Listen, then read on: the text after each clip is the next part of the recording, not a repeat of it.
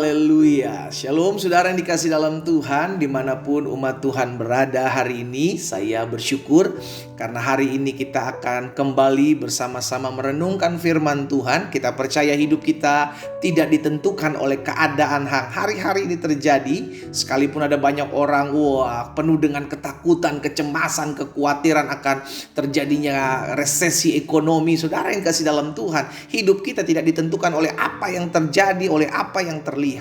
Hidup kita ditentukan oleh apa yang menjadi kebenaran firman Tuhan. Haleluya. Makanya Tuhan Yesus bilang, berbahagialah mereka yang tidak melihat namun percaya. Bahkan Rasul Paulus juga bilang, kita hidup bukan karena melihat, kita hidup karena percaya.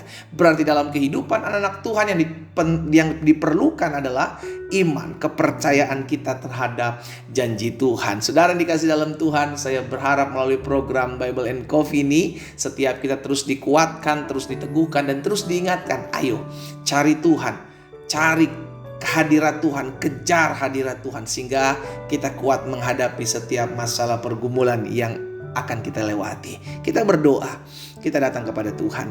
Bapa, terima kasih buat hari ini, kami bersyukur buat kasih setia Tuhan, buat pertolongan Tuhan dalam kehidupan kami. Kalau hari ini kembali kami akan merenungkan sebagian daripada firman-Mu, Roh Kudus sampaikan sesuatu bagi masing-masing kami. Kami perlu firman-Mu, kami perlu tuntunan-Mu, kami perlu arahan-Mu di tengah-tengah dunia ini ya Tuhan. Sehingga kami hidup dalam pimpinan dan kami hidup mempermuliakan nama Tuhan. Di dalam nama Tuhan Yesus Kristus kami berdoa. Haleluya. Amin, amin. Puji Tuhan. Nah, saudara yang dikasih dalam Tuhan, suatu kali Yesus pernah berkata seperti ini dalam Lukas pasal 12. Lukas pasal 12 ayat yang ke-15.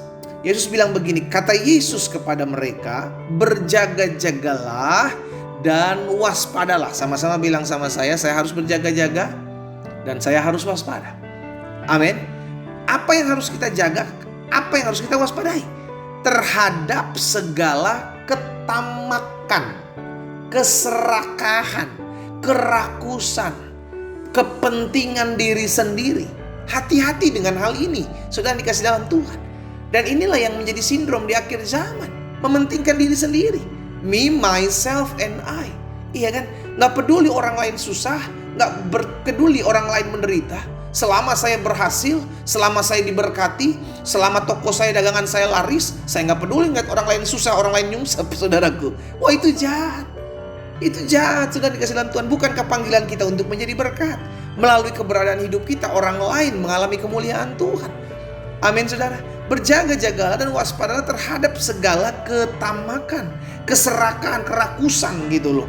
Sebab walaupun seorang berlimpah-limpah hartanya, perhatikan, sekalipun seorang berlimpah-limpah hartanya, ada orang bilang, wah kekayaan saya gak habis 7 turunan pendeta. Bukan cuma 7 turunan, 8 tanjakan, 9 tikungan gak habis. Saudaraku, ingat, saudara dikasih dalam Tuhan, Yesus bilang, hidup seseorang tidak tergantung pada kekayaannya itu.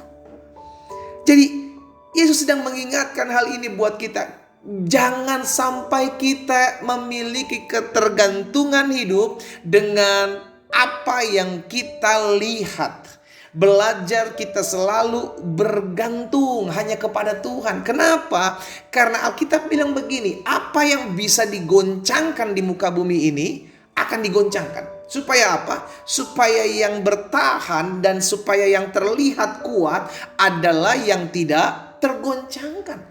Dan apa yang tidak tergoncangkan? Hanya kerajaan Allah yang tidak tergoncangkan. Berarti orang yang bergantung penuh kepada Tuhan, orang ini tidak akan tergoncangkan. Lihat keadaan hari-hari ini terjadi. Benarlah apa yang dikatakan Tuhan Yesus. Sekalipun harta seseorang berlimpah-limpah, hidupnya tidak tergantung daripada kekayaan itu.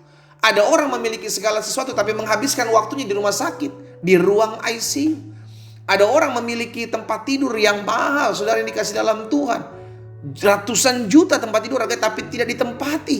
Dia hanya terbaring di ranjang rumah sakit, saudara yang dikasih dalam Tuhan. Hidup seseorang tidak tergantung daripada kekayaan. Saya ingat betul bagaimana teman saya sudah dikasih dalam Tuhan melihat bahwa ada seorang memiliki rumah mewah, tapi yang menikmati bukan dia. Apa? Pembantu rumah tangga, saudaraku. yang tiap hari makein kolam berenangnya, yang tiap hari pakein alat-alat nge-gymnya.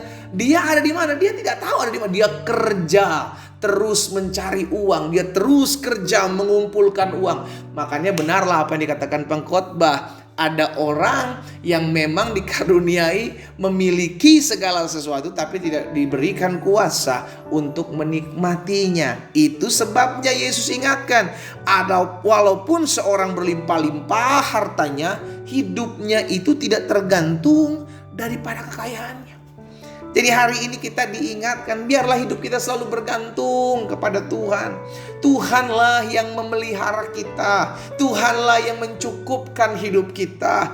Tuhanlah yang menyediakan. Kenapa? Karena Dia yang menyelamatkan kita. Ketika Yesus menyelamatkan kita, Yesus tidak membiarkan kita begitu saja. Yesus menyelamatkan dan Yesus memelihara kita. Ketika Yesus memelihara kita, Dia juga menyiapkan hari depan kita. Bukan cuma hari depan Dia siapkan buat saudara dan saya. Dia juga menyediakan setelah kita selesai dari muka bumi ini. Yesus bilang, aku sudah menyediakan rumah, tempat di mana aku berada, kamu pun berada. Haleluya. Makanya kita harus bergantung kepada Tuhan. Karena orang yang bergantung kepada Tuhan akan tetap kuat menghadapi badai. Orang yang bergantung kepada Tuhan tidak akan pusing dengan omongan orang tentang dirinya. Ada orang-orang pusing sekali dengan omongan orang, akhirnya stres, gak bisa tidur, gak bisa makan, cuma gara-gara mikirin omongan orang. Kasihan saudara. Belajarlah untuk memikirkan apa yang firman Tuhan katakan, perkataan Tuhan lah. Jangan mikirin perkataan manusia. Yesaya 31 ayat yang pertama bilang begini saudara. Celakalah orang-orang yang pergi ke Mesir meminta pertolongan, yang mengandalkan kuda-kuda, yang percaya kepada keretanya yang begitu banyak dan kepada pasukan berkuda yang begitu besar jumlahnya, tetapi apa dibilang?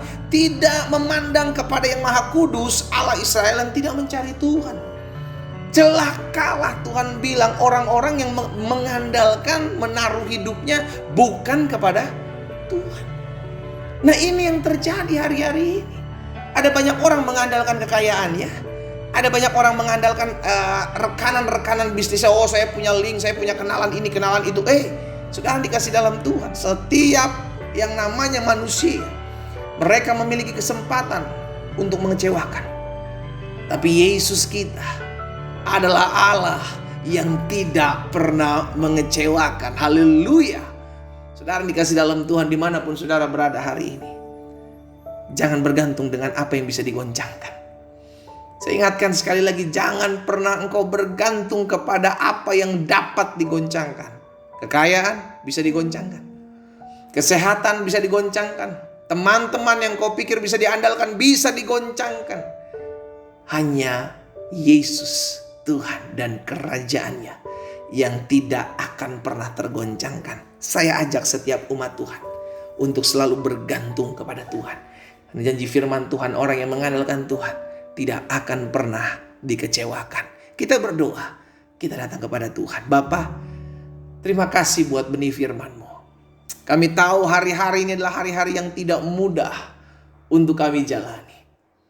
Satu hal yang kami pegang, satu hal yang kami imani, bahwa badai hidup boleh berjalan, badai hidup boleh berganti, tahun demi tahun boleh terjadi apapun di dunia ini. Tapi kasih setia Tuhan tidak pernah berkesudahan atas hidup kami. Biarlah setiap kami umat memulai hari mengambil keputusan tetap selalu mengandalkan Tuhan, tetap selalu bergantung kepada Tuhan. Tuhanlah yang memberi kehidupan kepada kami. Hamba berdoa buat setiap umat-Mu, berkat-Mu ada atas mereka. Jika ada yang sakit hari ini, hamba berdoa dalam nama Yesus, bilur-Mu menyembuhkan, sehingga mereka mengalami kuasa kesembuhan dan melihat mujizat Tuhan. Mereka yang berbeban berat, Tuhan yang hiburkan, Tuhan yang memberi kekuatan, Tuhan berikan pengharapan hari ini. Di dalam nama Yesus kami terima. Terpujilah Tuhan. Dalam nama Yesus kami berdoa. Haleluya. Amin.